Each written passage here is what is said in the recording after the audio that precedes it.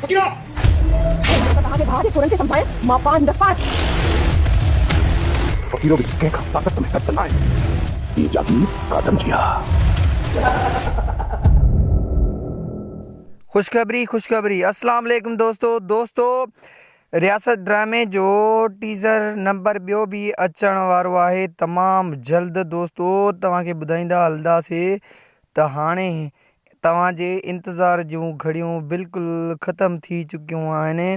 Teaser पहिरियों अची वियो आहे, तव्हां ॾिठो बि हूंदो शायदि। अगरि न आहे ॾिठो त मां तव्हांखे ॿुधायां थो, तव्हां KTN जे ऑफिशियल पेज ते वञो, KTN एंटरटेनमेंट, उन में तव्हांखे जेको आहे सो टीज़र मिली वेंदो।